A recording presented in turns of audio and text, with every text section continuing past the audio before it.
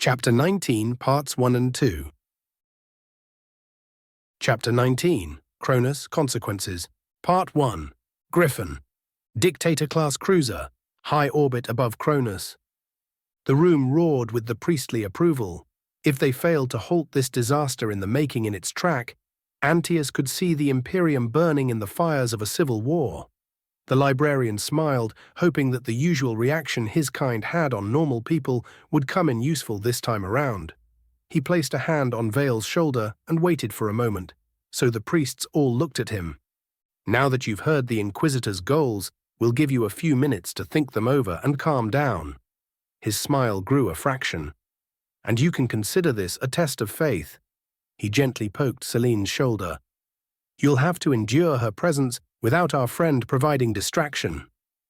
Celine, bless her soul, got the hint and reluctantly moved off Vale's lap. Antaeus took the opportunity to drag the Inquisitor outside. He could hear the other two Inquisitors hastily follow them.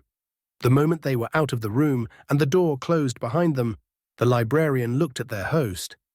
We need a quiet place to talk now, Antaeus rumbled. This way. Chandra pointed down the corridor. If the man's expression was anything to go by, he was painfully aware of what Vale just did.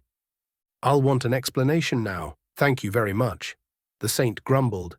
Yet thankfully let Antaeus drag him to a nearby half-full storage room. What is the name of the Emperor were you thinking? Vale hissed. Did you hit your head and lost what little wits you had left? I don't think we're that lucky. Inquisitor Chandra looked at Antaeus. You've known him the longest, librarian. Did he voice such sentiments before? While Inquisitor Vale had a particular world-view, his conduct has been generally accepted. However, there were noticeable changes after the Emperor blessed him. Those changes increased after the second intervention. Unfortunately, there was no proper opportunity to address this development. What in the Emperor name are you talking about? Vale grumbled at them. His wings unfurled and their feathers ruffled, glowing like gems with the Emperor's power. Inquisitor, you almost started a crusade twice while speaking to the people of Kronus. You all but started one just now, and it will take a lot of work to prevent a bloody civil war. Antaeus stoically explained. The librarian didn't like the look of utter confusion and bafflement that appeared on Vale's face. All I did was reassure people and tell them to go back home, or to work. And just now, I merely explained my goals, which should be the goals of every sane Imperial citizen. Vale began answering in a way that all but guaranteed he was genuinely surprised by the sentiment. Yet, as he kept talking, his whole form glowed brighter, and his voice became more and more passionate. The Imperium is dying. It's a rotten mockery of what it should have been. It is our duty to drag it kicking and screaming from the pit and back on the path of enlightenment. This cursed age of blind faith must end, and the Imperial truth must shine once again. Antaeus shared a look with the Inquisitors. This is the first time I hear of such sentiment. What do you mean the Imperial truth, Inquisitor? Antaeus asked lightly, all the while bracing himself for whatever would come next. The Imperial truth? Vale scoffed, and his blazing eyes bored straight into Antaeus' soul. It was the banner under which the Emperor united terror and led the Great Crusade. It is reason and logic, not insane dogma and blind faith. Its refusal of religion, the triumph of science and secularism. It is the core upon which the Imperium was built. It is everything today's Imperium is not. The more Vale spoke, the more fervent he became. The clues were subtle, almost impossible to notice if you weren't familiar with the man. However, Antaeus was an Astartes. He was a librarian, and he did know this young man. The shifts were subtle, but they were very much real. It wasn't the choice of words, but the way he spoke them. There was an utter, unshakable belief in there. Charisma Vale had never demonstrated before. More importantly, when Antaeus touched the warp to observe the Inquisitor, he could swear there was almost impossible to perceive figure interposed and meshed with Vale. It was a familiar figure. That wasn't the Emperor how Antaeus experienced him when he on holy terror smote down Nurgle. That was a mere echo of that divinity, yet it was very much real and clung upon the Inquisitor like a cloak, almost meshing within his still healing soul. That wasn't Vale's sentiment, not his belief, or at least not fully. Antes didn't think. He fell on one knee and lowered his head in supplication. He didn't know what the Emperor intended, much less what plan his sovereign had. However, he would see it carried to the bloody end, as it was his duty. The saint is speaking to us with an echo of the Emperor's voice. I can see it in the warp. Antaeus spoke reverently. He hadn't believed that the Emperor, perhaps the closest thing his kind had to a grandfather, was a real god, not until he beheld him in all his glory fighting Nurgle. So that is how it is, Chandra muttered in near surrender. Inquisitor, I don't know what the imperial truth used to be. At this point, it scarcely matters. If we don't approach your goals with the utmost care, and if we don't meticulously plan how to reach them, the only thing we will achieve is a pointless, ruinous civil war. The older Inquisitor pleaded. Inquisitor Chandra is right, Delcatar. Amberley joined it. If we're to realize the Emperor's vision, if we're to see the imperial truth as it was meant to me, we must be careful. We can't just start a crusade against the whole Imperium, or even just the Adeptus Mechanicus, and hope for the best. You need more allies, time for news of your status to spread. You need even more deeds under your belt, proving you not only know what you're doing, but that your success on Kronus wasn't a mere fluke. We need time. Yes, there was the little issue of the imperial truth practically being the antithesis to everything the Church stood for. That wouldn't go down well at all with the ecclesiarchy. Perhaps not even if the Emperor one day stood up from the Golden Throne and proclaimed this truth to the galaxy at large himself. However, the ecclesiarchy could still be useful as a partial counterweight against the Mechanicus. If they had to walk a path leading to civil wars, it would be for the best to fight them one at a time, Antaeus decided. Time? A different, tired voice asked. It came through Vale's mouth, however, this wasn't the Inquisitor speaking. The sheer power that washed over Antaeus blanketed his mind. Ask me of anything but time. The Emperor, or the next best thing to him on Holy Terra, spoke to them. The Emperor's echo, or perhaps the Emperor himself, looked at them through Vale's burning eyes. Then the glow faded, and the saint collapsed to his knees, gasping for air. His wings closed around him in a protective gesture, and even as the Emperor's power dissipated in moths of light, a few feathers gently floated to the deck. And each one of them kept glowing like a tiny lantern. We've got our work cut off for us, Inquisitor Chandra whispered in an odd, awed voice. Inquisitor Vale, we will follow the Emperor's command. We will do our best to bring the imperial truth as you know it back. However, we need to do it slowly and carefully. We need allies and a much stronger position before we could even dream of acting openly. Otherwise, we'll set the Imperium on fire and leave it open for our countless enemies. The wings unfurled, showing Vale. The saint's hair was longer, an even darker shade of black. It now framed his face, covering it in shadows. When he opened his eyes, they were flecked with bright, shining gold. I'll take your concerns under consideration. Make your case. Vale sounded exhausted. You all but suggested to the ecclesiarchy's representatives to raise a crusade against the Adeptus Mechanicus unless they fall in line. And we all know that most of them won't fall in line. The Mechanicus is not only one of the most powerful factions of the Imperium, they directly or indirectly control the bulk of our industry. Open war against them will be disastrous. Inquisitor Vale attempted damage control. That is one of the many reasons the Imperium is in this state. Unless the Mechanicus as it exists now is broken, the Imperium is doomed in the long run. While those were Vale's words this time, they still held adamantium-clad conviction. The saint took a deep breath and opened his mouth. Whatever he was about to say, he reconsidered, shook his head and scoffed. Antaeus, get up. You never have to kneel to me. The librarian did as bid. Meanwhile, the Emperor's herald looked over the three of them. What do you suggest we do then? I could feel a burning need for action. I don't know why, but I know this. We don't have unlimited time. We probably have less time than we fear.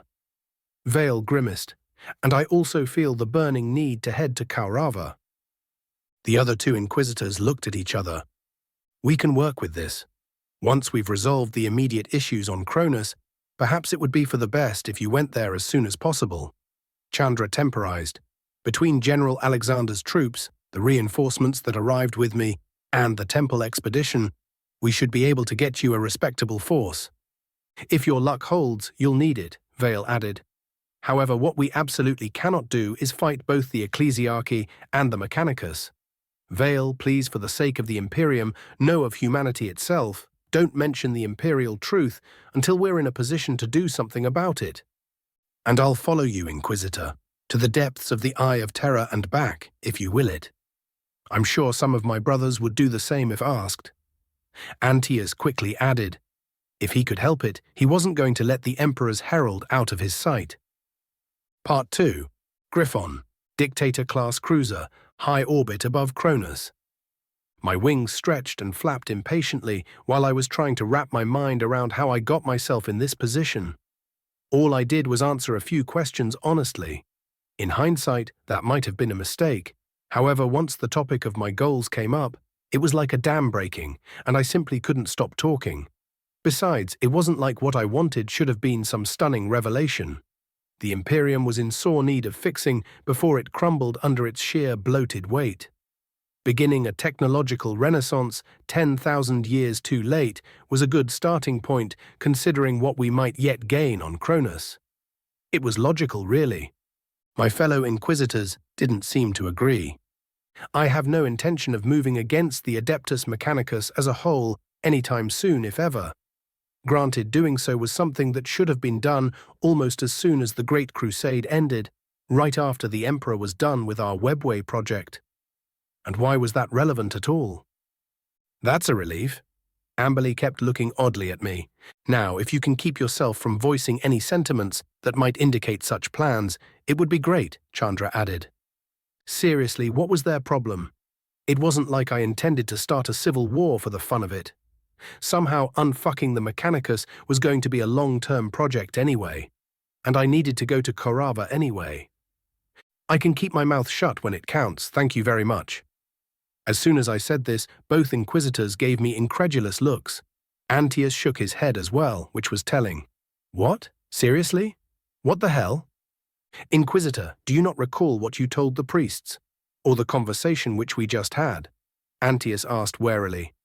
Either that, or it doesn't register as an issue, which is going to be a larger problem. Chandra rubbed his forehead and kept looking at me strangely. I'll like an explanation, like right now. Please, someone, start making sense. I looked at the three of them, who glanced at each other. Inquisitor Vale, Antaeus began, if I didn't know better, I would swear you were doing your best to lay the foundations for a crusade by setting up the Ecclesiarchy against the Mechanicus. What we heard in that room wasn't merely an Inquisitor stating long-term goals. It was a living saint sharing his vision and firing up the faithful. Crusades have started over less. This isn't the first time we've got such a misunderstanding. However, it certainly is the worst. I brushed a few stray locks away from my eyes, noting I needed a haircut, and thought hard about what I told our Ministorum contingent. Get the Imperium up and running by reversing the decay killing it. My hope for a shining future. Dealing with the toaster fuckers if they turned out to be an obstacle instead of a net positive. That might have been a bit much, I'll admit. I certainly couldn't recall anything else inflammatory, and there must have been, otherwise we wouldn't be getting this conversation, right? I'll try my best to latch my words, I repeated.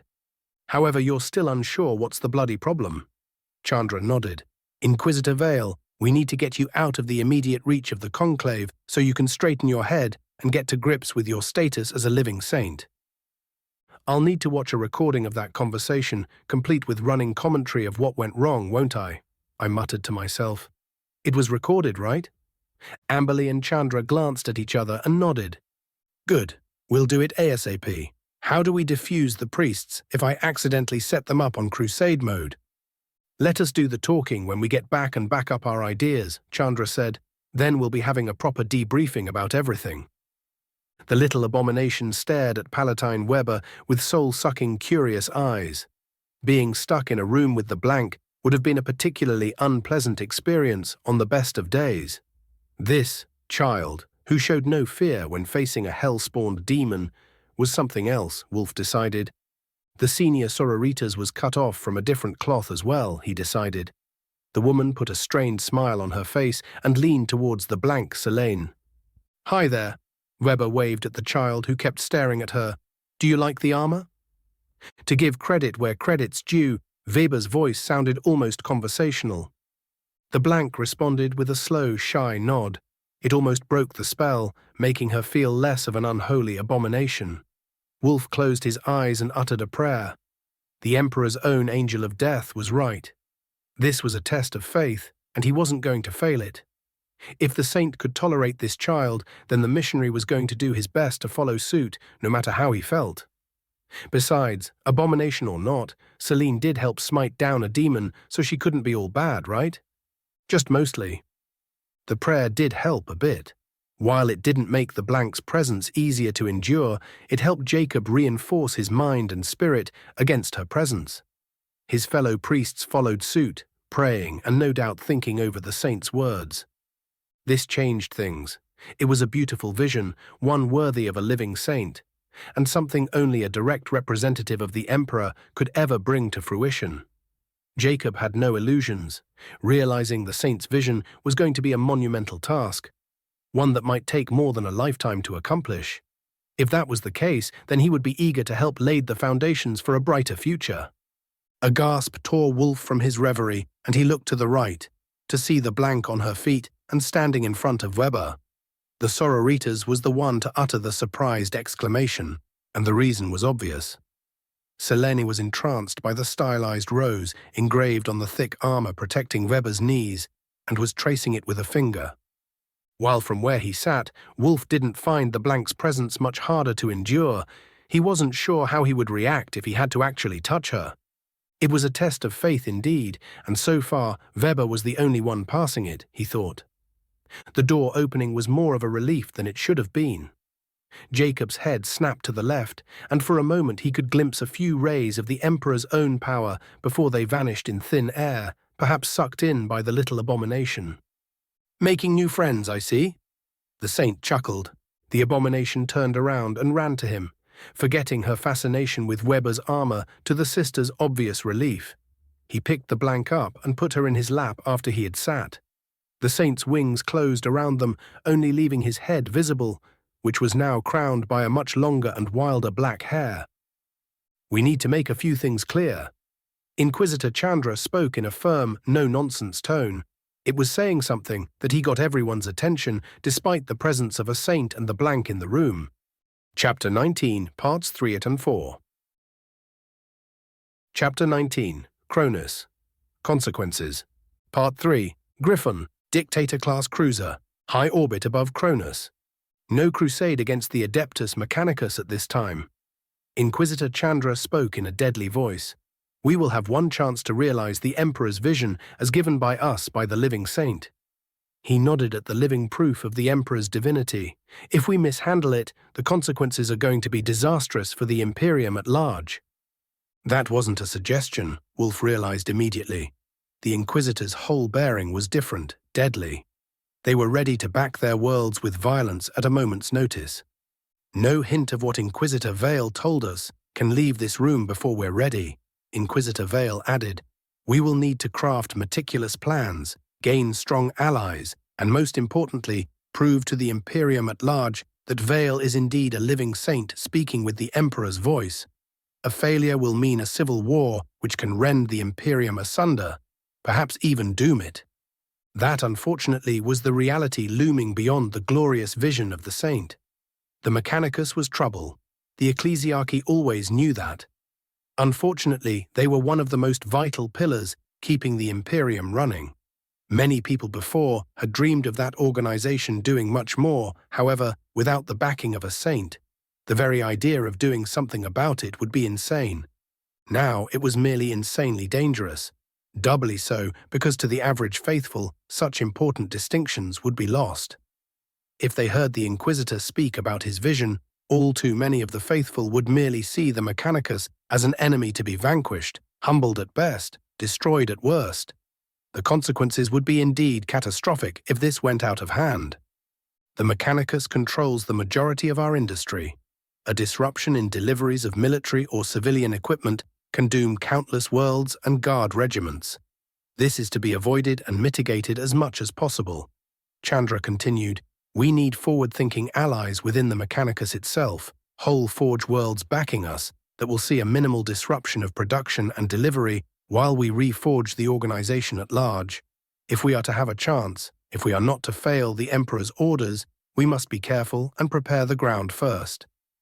The Inquisitors knew it, which was good. Wolf's fellow priests received the bare-bones explanation with mixed feeling. That much was obvious. He would need to speak with them at length before they left to ensure there would be no misunderstandings or mistakes.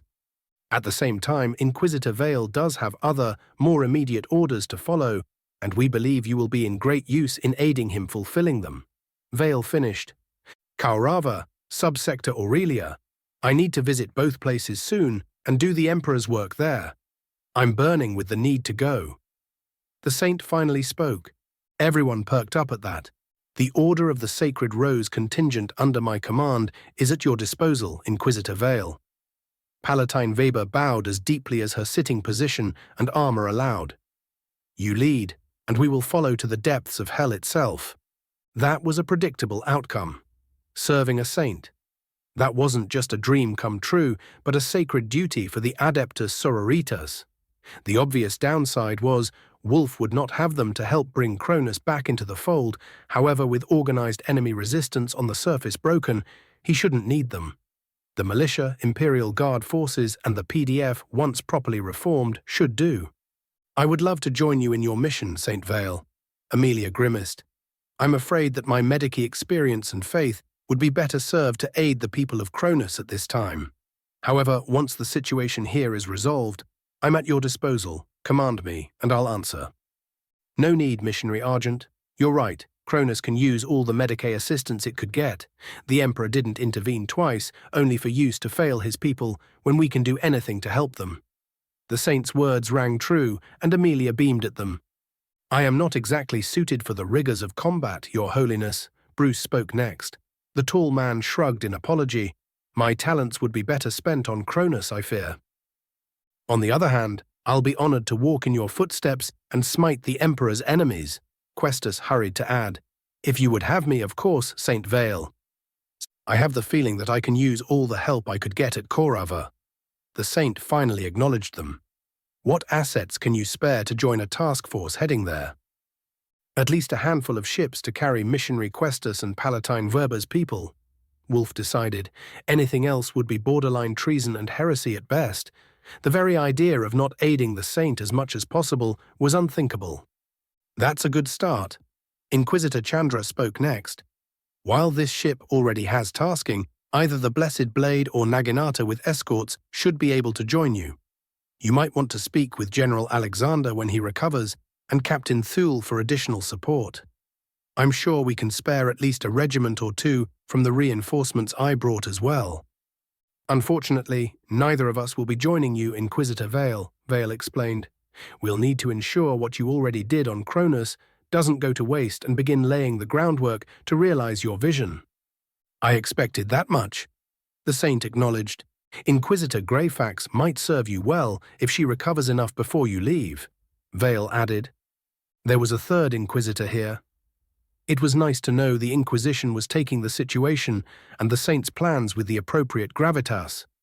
Librarium Battle Barge, Omnis Arcanum Subsector Aurelia. The Blood Raven's central librarium, situated deep within the armored decks of their flagship, had a distinct presence. The huge repository of knowledge was heavy with the secrets it contained, yet it was always quiet and peaceful, allowing for undisturbed contemplation. Usually, a visitor could hear only a few sounds in this place. Those were the quiet shuffling of servitors, the familiar and easy-to-ignore warble of servo skulls tending the shelves, and the almost inaudible steps of blood ravens in search of knowledge. It was rare for the chapter master to summon you in these hallowed eyes.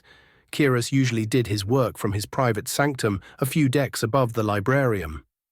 Brother Captain Boreal stalked past the shelves, determined not to disturb the atmosphere of this hallowed place. He could see at least a dozen of his brothers poring through thick tomes, searching for enlightenment as was proper.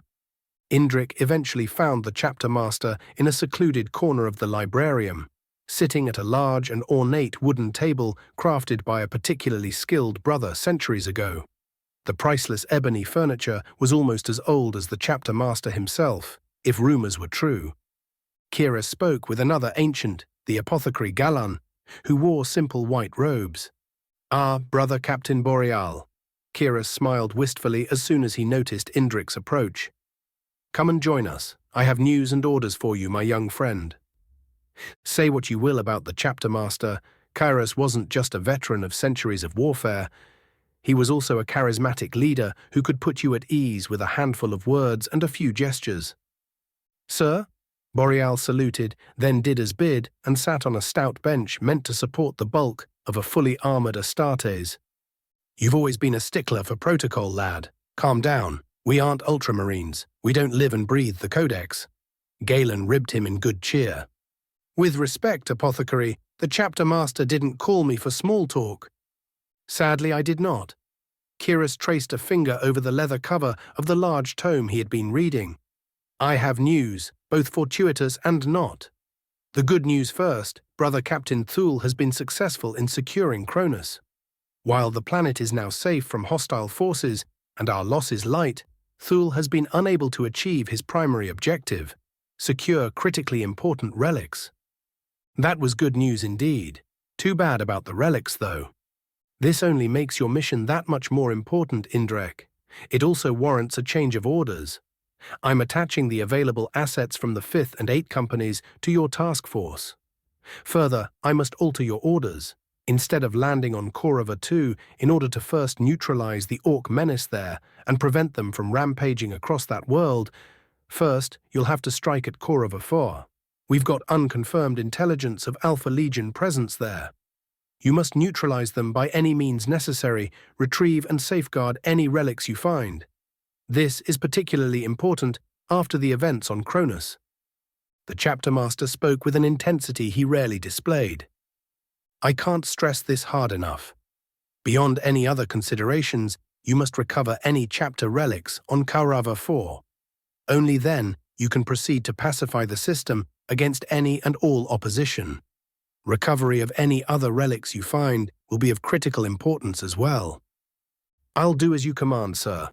However, I feel compelled to ask, won't sending this much of our strength to leave subsector Aurelia open for attack?"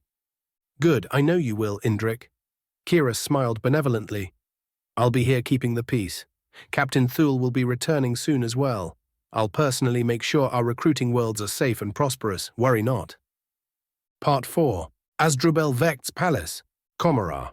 Reluctantly, very reluctantly at that, Asdrubal Vekt, the supreme overlord of the Dark City, had to admit that too much of a good thing not only existed, but could be a spot of trouble. If it was trouble, or outright disaster for other people, then Vekt would have merely enjoyed the show, perhaps after ensuring he would profit by it. Commorragh vibrated with screams of unimaginable agony, ecstasy, often both. They were torn from the throats of billions of slaves and Drukhari alike, and their suffering souls. That was the finest music caressing Vekt's ears and soothing the eternal hunger clawing at his soul. It wasn't going to last for much longer, and that was the small issue distracting him. That was a shame, really. The last couple of weeks were quite interesting, with every Drukhari on Commorragh going out of their way to quiet down Slaanish's hunger for their souls. The bitch was throwing a temper tantrum over not getting her way, a particularly bad one this time. It wasn't unheard, and when it happened, it usually ensured interesting times for Commorragh. Rivals to Seafall, new up-and-coming artists going above and beyond what could be expected under most circumstances, all the entertainment Asdrubal could think of within the grasp of his hand. Those were usually very good times. After 2 weeks of debauchery that would have made the Eldari Empire during its fall proud, Commorragh was running out of slaves. A not insignificant number of Drukhari were a mess and would be of no use anytime soon, if at all. That's why a lot of those took center stage of the entertainment over the last few days, and most of them loved every moment of it, screaming for more sensations. It was telling Vekt was no longer celebrating. Instead, he stood on his throne flanked by the closest thing he had to reliable guards, while his archons gathered down below. No one was untouched by the revere, fresh and days-old blood-covered scarred skin and painted armor. Creative wounds and mutilations oozed dark ichor. From where he sat, Vecht could smell the stench of sublime narcotics still gripping most of his archons. Yes, this was less than ideal. In a few days, there wouldn't be a single useful slave left in the Dark City, and that was saying something. It was impressive, really. The anarchy that would follow would be a bit less impressive. Already the crew of a battleship got too busy entertaining themselves that they managed to crash into a docking cradle and immolate a whole section of the docks. The whole area still burned, wasting megatons of supplies. That wasn't the only incident, only the most spectacular and visible one. Even worse, dear Lilith was getting bored and restless due to a lack of entertaining opponents. Every time that happened, Vecht's life became that bit more interesting. If he couldn't provide the Queen of Blades with distraction, she would either go out seeking it or stalk Commorragh, causing trouble. And if that state of affairs persisted, sooner or later she might decide that Asdrubal made a worthy opponent. It was one thing dueling with her in the bed or one of the countless entertaining rooms in the palace. It was another the Queen trying to get him out of sheer boredom. After all, Lelith Hesperax was perhaps the only person in all of Commorragh's left who posed a credible threat to his continued survival if she ever turned her blades on him. That, of course, only made the sex even better. Velocian Sithrak staggered into the throne room, leaking blood and other harder-to-identify fluids. He was bare-chested, showing countless burns, cuts, and more exotic wounds. He also bore a manic grin on his mutilated face. "I like what you've done with the cheeks. It's inspired." Vecht laughed in greeting. That was a mask, of course. Seeing his most reliable military commander reduced to this, and more importantly, arriving in such a state, was telling. Perhaps the effects of the celebrations were a bit more profound than he believed. Vecht made a note to torture answers from a few underlings and check his contingencies. Missing such obvious clues meant he was slipping, and that was not good at all. "Thank you, my lord." Sithrak bowed, spilling blood all over the floor. Well, that was all right. The place was already covered with a lot of it, and many pieces from slaves and Drukhari alike after the morning's entertainment. What wasn't all right was the lack of slaves to get it cleaned up, along with fixing the parts of Commorragh not requiring a more delicate touch. Vecht frowned. If his minions were in a better state of mind, they would have been terrified by such an obvious display of displeasure. All the fun and games had dulled his edge, he noted. Otherwise, one of the first things he would have noticed about Sithrak would be the lack of his husk blade. That was much more important compared to what wounds the warlord had suffered or let his lovers inflict upon his body. Kor's Vrex was a little better, though that wasn't directly visible. While the tall man was clad in his spiky armor, which had small hands of all things embedded on each spike, he leaked blood from ill-fitted seals. The younger Archon also swayed on his feet, though it wasn't obvious if it was the wounds or drugs he had taken. Tahriel appeared most composed among the small group. He had misplaced his lips somewhere, displaying 2 rows of ugly teeth for anyone interested in breaking them. That particularly arrogant Archon played with a bald, scarred, and silently screaming head he held in his power claw. Such stunts went out of fashion about 1,000 years ago or so, Vecht knew. If this was the best, he would have. The Supreme Lord shuddered to think what kind of imbeciles would have been running around if he somehow failed to seize control of Commorragh. "Pay attention, I won't repeat myself," Vecht drawled. To their credit, his chief minions found in themselves enough sense to look up. While their expressions, when there were expressions to consider, didn't fill him with confidence, they could at least follow basic orders, and wasn't that a low bar to clear? We find ourselves with a critical lack of slaves to have fun with. Vecht waved at the pieces of bodies covering the floor and the few distinct pieces of fine art writhing in silent agony on display high up on the walls. Tahriel looked up, grinned bloodily, and had the gall of giving Vecht a thumbs up. "Your approval is noted, Archon," Vecht muttered dryly, and of utterly no consequence. The art was already getting stale. "We're going on a few large-scale hunting expeditions." Predictably, Tahriel perked up at that. We need to replenish our slave stables and ideally find at least a few morsels worthy of our attention. By that, he, of course, meant his attention. Everyone else could go find their entertainment or vigorously fuck themselves with whatever sharp thing they found particularly interesting at the time. The sounds of approval that met his grand proclamation were distinctly underwhelming. Perhaps Lilith had the right idea, and getting out for fresh air and fun was in order. The alternative was having to endure the pathetic state his chief minions were reduced to, and Vecht found himself quickly running out of patience with them. "Gather up your minions, we're going hunting," Vecht declared grandly. The reaction was still underwhelming. "Must not kill chief minions," Vecht told himself repeatedly. Their available replacements were currently even more pathetic. Chapter 19, Parts 5 and 6. Chapter 19, Kronus, Consequences. Part 5, Court of the Young King, Craftworld Biel-Tan. Taldir stood in a daze, scarcely believing what was happening.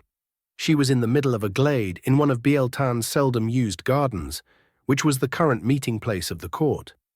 The ancient trees, soft grass, and quietly bubbling water did nothing to soothe her mind. She listened to the exarchs and autarchs arguing over her actions on Kronus. That was bad enough, but expected. The sudden and odd turn the debate took was anything but like he expected it to go. This debacle is yet another proof that the Farseers leave their sight blind them for simple facts. A Fire Dragon exarch spoke with rarely heard passion. The use of basic tactics and strategy could have won the day, avoiding this disaster. Mark my words, the Jungir are using the Mon Key, and we will rue the day we let such abominable alliance stand. That's an overly harsh assessment, Autarch Galanta countered calmly, giving Taldir a hint of hope. She immediately dashed. It is no surprise that the Jungir managed to deceive a young and inexperienced Farseer. They did it to much more powerful and experienced ones during the war. Nevertheless, Taldir's failings as a leader of a war host are obvious and inexcusable. I'm against giving a command to Farseers who haven't both proved their mettle in combat and capability as strategists and tacticians. That sentiment met universal approval. At that moment, Taldir felt alone and abandoned. There wasn't a single Biel-Tan Farseer backing her. They were too busy divining the future and deciding her fate at a meeting of their own to attend this judgment. Either that or deployed all over the galaxy, along with the other members of the court of the young king. "We're agreed then," Autarch Morian sneered. He was the newest exarch to earn the title and a living example of how Biel-Tan differed from other craftworlds. Due to the size of their military and constant deployment, they needed multiple active supreme commanders to oversee operations all across the galaxy. Of course, the existence and importance of this very council were another difference. It was a direct consequence of the great importance of the military. It might be for the best if, Morian pointedly paused before uttering her tittle, Farseer Taldir spends some time receiving orders. She must learn when and why they're issued before she dares even think about being in command again. She needs to prove her competence in tactics and strategy. However, her failures are less important than their consequences. We need to neutralize this alliance before the old enemy could bury us in Mon Key and then strike while we're dealing with those pests. Exarch Kaya clapped once at the sentiment. We need actionable intelligence. What of Ulthwi's involvement? What is Eldrad plotting this time? It is no secret he is no friend of our goals, even if he often finds our military useful in his schemes. The Exarch thankfully shifted the topic away from Taldir. You've seen the message from Ulthwi. That is either another of his plots, or one of them failed spectacularly enough for she who thirsts to retaliate. Morian let out a quiet chuckle before sobering up. I find it telling. They didn't just request assistance to protect their craftworld, but require that we deal with rising threats Ulthwi is no longer in position to counter. The portents of more Necrons rising in the same general region of space as Kronus. Autarch Galanta pointed out, that is no coincidence. We can't allow the Jungir to grow any stronger. We should be moving in to neutralize the threat once and for all. However, it will be cycles before we could shuffle enough troops from other critical theaters for such a blow. It's not just the infestation on Kronus, but the source of the reinforcements that arrived just before the last of our warriors left. The course of action is clear. We need to place Kronus under observation, investigate, and find all active tomb worlds before striking swiftly. Kaya declared as if it was the simplest thing in the world. We will do so. In the meantime, we need to pursue a containment and neutralization strategy. We have to investigate all portents of more Jungier slaves stirring up and put them down everywhere we find them, Morian suggested. At the same time, we have to track the Mon-Ki subverted by the old enemy. We must kill them before they could bring even more of their rotten imperium under the sway of those ancient terrors. As much as I dislike the prospect, we'll have to aid the primates in combating such subversion. Distaste dripped from the Autarch's aura. I agree. Autarch Galanta nodded sharply. This is also a learning opportunity. She looked at Taldir. Young Farseer, I suggest in front of this council that you join one of the strike forces we dispatch to search and destroy Jungier tombs. You will be there in strictly support capacity, using your gifts to aid the war host and learn from its commanders. Who knows, she might turn out into something useful. Besides, this way, if she dies, it might be in a productive way. Morian shrugged in indifference. The sentiments of the other council members were similar, if often equally biting. I humbly accept. Taldir finally found her words and bit off. Good, then you can leave. We'll inform you when and where you'll have to report for duty. Galanta dismissed her with a wave of a hand, and Taldir hurried to leave. She didn't run away, even if it was close. Taldir saw all her failures dissected, evaluated, and used against her fellow Farseers. That hurt almost as much as failing those under her command. Taldir had to make up for her disaster, and no matter the source, she was grateful for the opportunity to do so. As much as possible, anyway. The empty streets and vacant homes she walked past didn't help her mood.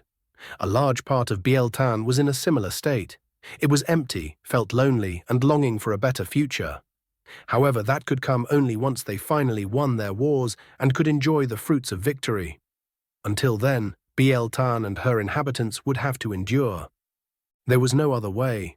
For the sake of all Eldari, they had to bring the Empire back and put their people where they belonged, on the helm of the whole galaxy. What else was there? Taldir kept walking and braced herself. She was yet to meet the Farseer Council and their judgment. Part 6. Fireblade, Aura's Elith-class battleship, en route to Commorragh. Awareness came back quickly, with the familiar tingle of stimulants flooding his system. Commander Shas Ofalshia or Eska cracked his drowsy eyes open to find himself still stuck into his stasis pod. Flowing script ran down the smart glass, keeping him safe from the perils of the long journey. Systems nominal. No immediate threats were detected. His health status was nominal. That was all one could hope for when awakening from the cold sleep. Oreska could have done without the next message. More intricate symbols flowed like water. Identification codes the commander's mind supplied. It took him a few minutes to recognize what the smart programs taking care of it already knew. The codes were genuine. First came a critical strategic update. The commander scanned it, and while his mind hasn't been operating at 100% yet, he got the important points. The Kronus system had fallen to an alliance between the Imperium and so far unknown machine race that had awakened on the planet. Betrayal by Eldar after their forces made an appearance and pretended to respect the greater good. If Oriska's throat wasn't parched, he would curse them to the deepest, darkest corner of the galaxy until the stars themselves burned out. The greater good was life. It was the light of civilization and the compact of all civilized people of the galaxy. Pretending to acknowledge it and then betraying it was unthinkable. Curse those alien barbarians. The pod's life support system beeped in displeasure at the commander's agitation and sent more drugs into his system. Oreska quickly calmed down and focused on the more immediately important parts of the strategic briefing and updated orders. He could curse those treacherous aliens to his heart's content later.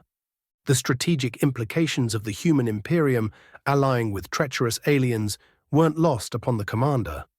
Doing so would allow those superstitious fools to concentrate on fewer threats at a time, something that anyone saner would have realized centuries, if not millennia ago. That was unfortunate for the Tau. Oreska was privy to the classified information outlining the extent of the so-called Imperium of Man. It was amazing how vast it was supposed to be, and its sheer size was only overshadowed by the sheer insanity gripping it. That was the core of Tau's issues with the humans. While the Imperium was very much a nation in decline, perhaps even in its death throes, it was still dangerous and commanded overwhelming material resources. If it could concentrate enough of its attention upon the Tau in the foreseeable future, the only possible outcome of that meant it was to be avoided at all costs.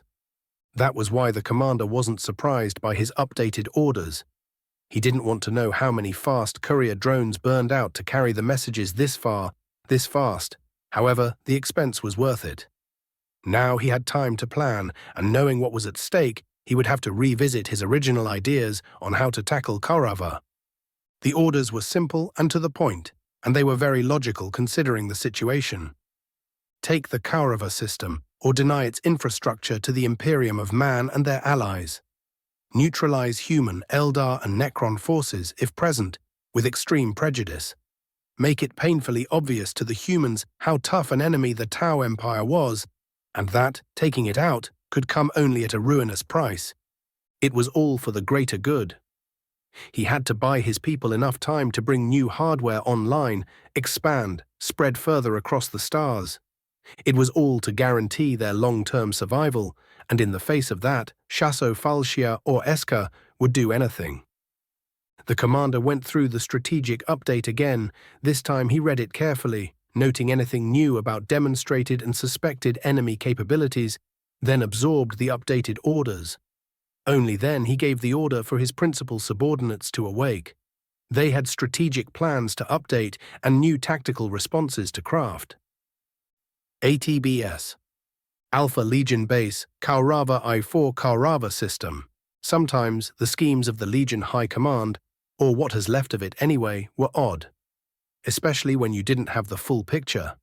And you rarely got your hands on the full picture because what you didn't know, no one could tear out from your screaming soul. That knowledge was cold comfort for Operative Karsten. This was supposed to be a simple operation. Offer technical assistance to Karen's band of useless berserkers. If they somehow failed to get themselves killed, make sure they did get themselves thoroughly killed. This particular warband had not only fully succumbed to chaos, but it also outlived its usefulness. Karen couldn't be trusted to put the Legion's objectives first, and what his dubious patrons wanted second. That's why he and his buddies had to go. And throwing them at the Blood Ravens would have been poetic justice, Karsten thought. Unfortunately, now he had to contend with a significantly changed tactical and strategic situation without an opportunity to get new orders. The Tech Marine hammered a tentacle that spouted from the tank he was working on and glared at it. The bloody thing glared back and hissed from a teeth-filled mouth, drooling venom. Karsten also had to endure the presence of multiple warbands, some commanded by vaguely competent warlords. Only one of them was from the Alpha Legion, and as far as he knew, Commander Nazurus was little better than Karen. Both were too fascinated with the dubious gifts from their patrons and had an unhealthy fascination with bloodbaths. The Thousand Suns sorcerers hit it rather well with several Nazar's boys, which was both curious and disturbing. Karsten had to figure out what the crazies were up to, while keeping as much distance from their brand new, or perhaps ancient, contingent of Plague Marines. An ugly abomination styling himself the Prophet of Decay led that particular group of goons. They were even now gleefully spreading filth all over the place, all in the name of offering Papa Nurgle's gifts. They were a tad bit desperate, the operative thought. Whatever happened last week shook everyone who could sense the warp. Rumor had it that the Corpse Emperor wasn't as decayed and useless as everyone believed, and he had thrown it down with Nurgle over one reason or another. And won handily at that. All the jeers, ill-spirited jokes, and barely restrained hostilities between the base's new inhabitants gave credence to such a momentous event. If true, it might change some of the higher-ups' calculations. Meanwhile, Karsten had to survive the coming storm and figure out what to do. Should he play the eager little traitor? He used his servo attachment to swat down another tentacle, this time a spiked one. Do you want your damn engine fixed, or would you prefer to miss the slaughter and rot in the motor pool until we require spare parts? Karsten growled at the infested tank. The tank rumbled in anger, while a dozen eyes glared at him venomously. However, the tentacles kept away from that point on. At least here he was in the company of mostly harmless, demon-possessed equipment and the odd tech marine attending to them. Most importantly, the Nurgle worshippers kept away ever since 1,000 Suns possessed Dreadnought took offense at their preaching and ate one of them. How the damn thing could stomach something like that, Karsten didn't want to know. Chapter 19, Part 7 on 8. Chapter 19, Kronus, Consequences. Part 7, Field Hospital, Victory Bay, Kronus. Detailed sensor sweeps confirmed that there was no human treachery, nor thief-related shenanigans. Instead, there were thousands upon thousands of meat bags fallen all over the place, sick and dying. If he felt anything at all, Cryptek Traval should have experienced only sneering contempt at the weak forms of the primitives. The full hospitals, the organic meat bags laying sick at their homes, or even occasionally on the streets, brought back memories that should have been left buried in the past. They hankered back to days best forgotten. The Cryptek couldn't forget. If he was a betting being, he would have wagered a lot that any one of his kind who retained a shred of their personality and memories wouldn't be able to forget either. The events unfolding outside hit too close to home. They were too personal, and while they didn't cause more than a brief spark of pity aimed at the primitives, all the sick and dying enraged Traval. They reminded him that once before he ascended through biotransference, before that atrocity, he was made of weak flesh and blood as well. There was a more personal reason for his fury as well. His test subjects were sick as well, infested by those squishy, irritating parasites, and that might just disrupt his work. That simply wouldn't do. Not at all. Traval focused his sensors on the single meat bag strapped to a bed within the primitive laboratory. Data flowed through his mind, and he focused on the parasites, feeling little more than spite. He meticulously examined them, then looked at fresh scans of the thief's mind-shackle scarabs. The strain of removing those machines was almost certain to be fatal for a fragile meat bag, especially when it suffered from infestation. The Cryptek looked between the tiny scarabs and the parasites, and an idea formed in his mind. Traval pulled his consciousness deep within his systems and examined the batch of mind-shackle scarabs always carried with him. A self-respecting Cryptek never knew when they might run into a valuable test subject in need of careful handling. In that regard, the mind-shackle scarabs were the next best thing to proper stasis devices. Reprogramming the tiny devices took some time, too much time in fact, which irritated Traval's sensibilities. However, he was done, and in one smooth motion, unleashed them upon the bound meat bag. All that was left was to observe their effect and see if they would deal with the infestation as required. Once he achieved that tedious task, the Cryptek could concentrate his undivided attention on the reason why he was stuck among the primitives, and when he completed his task, could be finally rid of them at last. Especially of all those sick and dying. Eventually they came for Katarina like she knew they would. After spending what felt like eternity bound within twilight, only with muffled screams and shouts for company, it felt almost like relief. Of course it wasn't. One of those metal monsters materialized within Greyfax's cell, lighting it up. It leered at her bound form with a malevolent green gaze. Katarina didn't see what the metal monster did, however, she felt it. Something odd and cold flowed over and through her skin, sunk into it, and invaded her veins. She thrashed, gripped by burning agony, which soon spread throughout her whole body. Greyfax would have bitten her cheeks or tongue if she could, so she wouldn't scream and give the monster the satisfaction of hearing her. Instead, the rubber pad keeping her from suiciding that way did the trick. After an eternity of fire, whatever that thing put into Katarina flowed out through her skin, making her feel clammy and dirty, violated. Next, the monster put a clawed paw on her forehead. Green light blinded her, stabbing into her very mind like a burning sword. Then Katarina knew pain, and soon her whole world dissolved in brilliant, unending agony. Greyfax could feel her mind crack. Her brain did its best to crawl away from her skull, and as if all that wasn't enough, odd images flashed through her pounding head. They were both familiar and foreign. like memories, yet not. Katarina could briefly glimpse places and faces that were painfully familiar, yet she could swear she had never seen them before. She could hear the familiar and almost soothing sounds of combat, of ancient weapons that the galaxy hadn't seen or heard of for thousands of years. It was like a waking dream, a hallucination caused by the torture or one adding to it. After an eternity of agony, the torture ceased as abruptly as it began. All Katarina could do was plunge into oblivion, feeling a sliver of treacherous relief. Captured Tau Manufactorum Kronus. It was sterile, clean, like a brand-new operating theatre waiting to be baptized by a Magos Biologis. The various alien machines moved smoothly and quietly, without showing even a hint of sacred oil to lubricate and cleanse them. Scipio Row 11's sensors couldn't detect even a whiff of incense.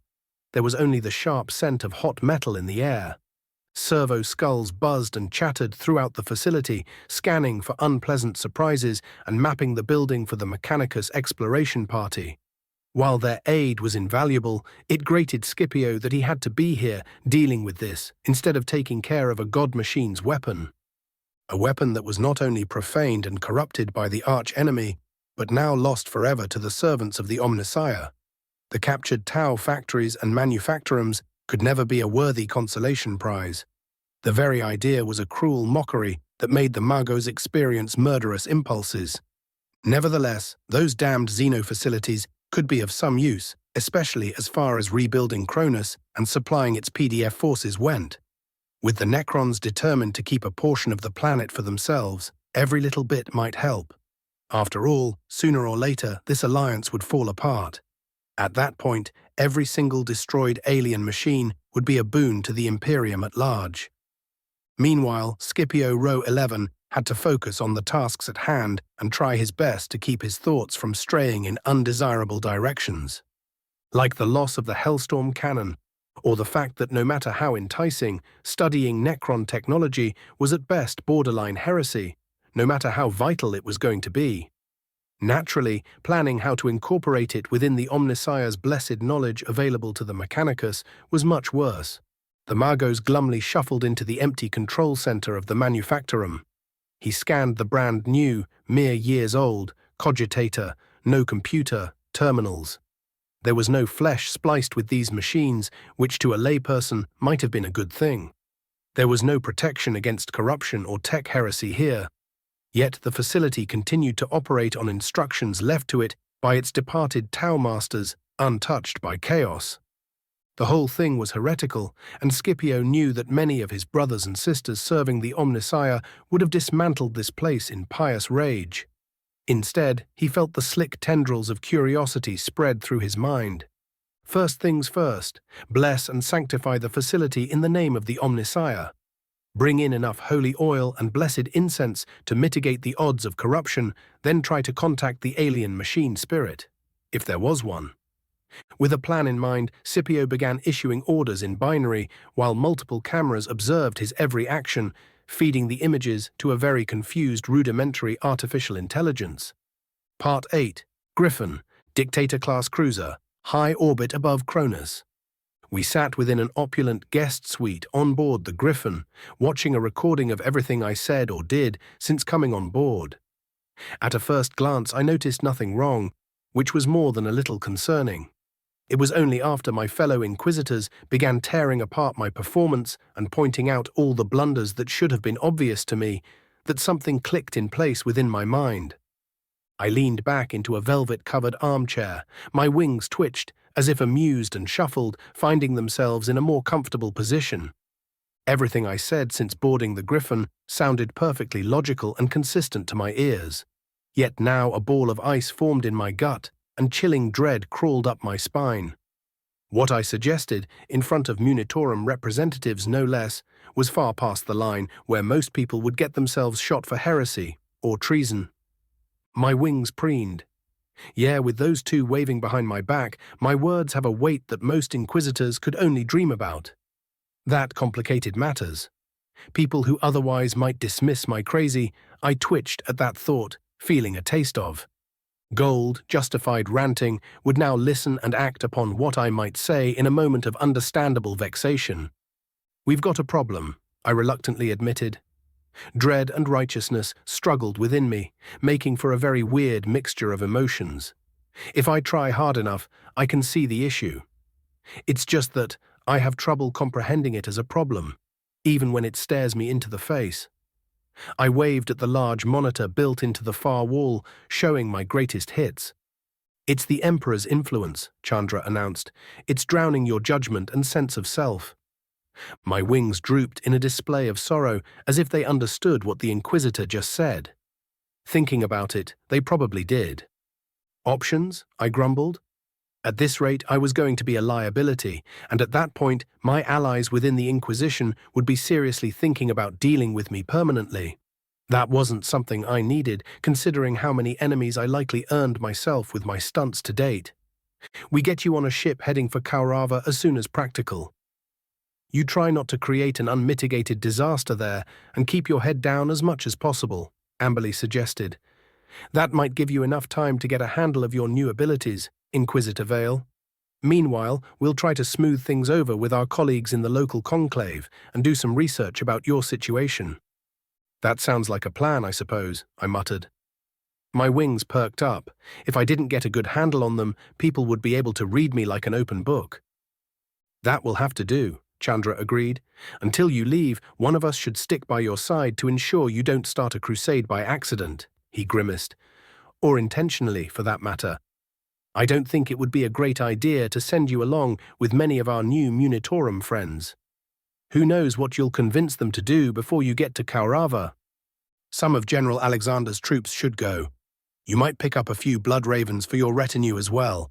Librarian Antias, for example.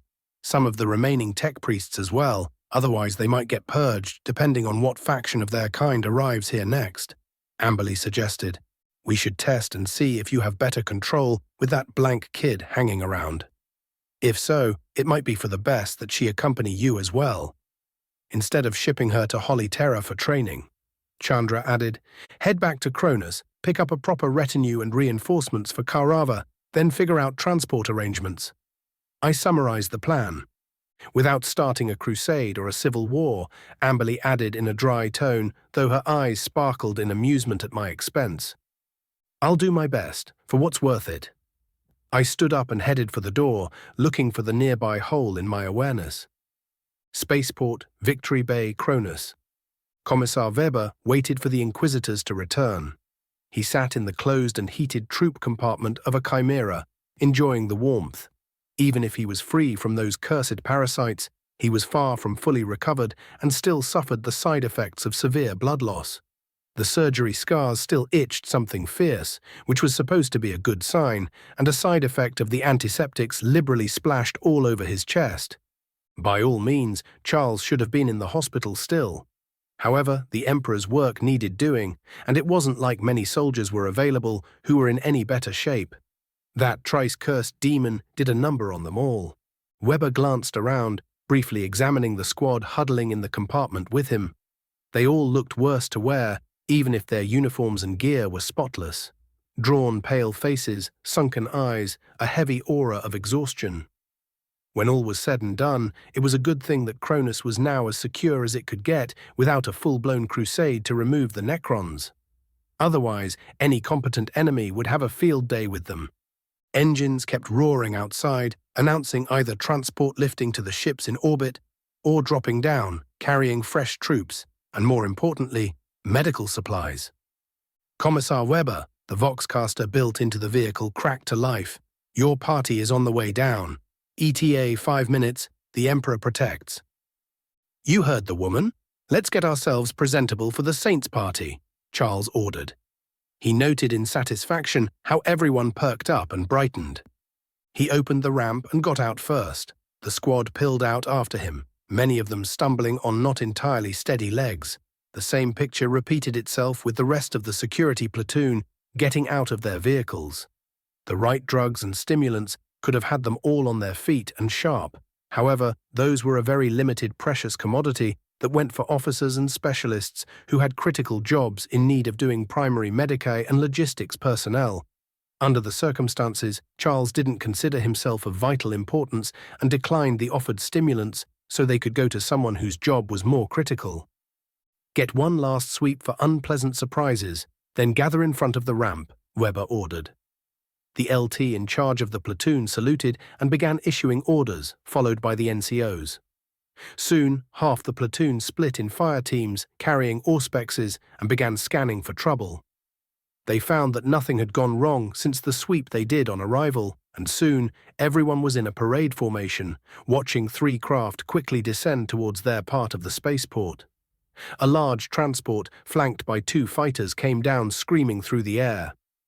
The smaller craft broke off, and the transport landed on shrieking jets of fire.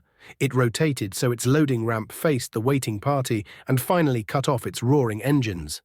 The ramp lowered, revealing a solid wall of armored figures. Antias walked out first, his armored feet causing small booms with each step. A squad of white armored sisters of battle followed him before the saint finally got out. Vale paused for a bit and stretched his wings, which shone under the rays of the setting sun. "Charles," one of the Sisters of Battle exclaimed happily, "it's good to see you all right, my son." "Mother?" Weber blurted out and stared at the tall figure leading the Sisters of Battle contingent.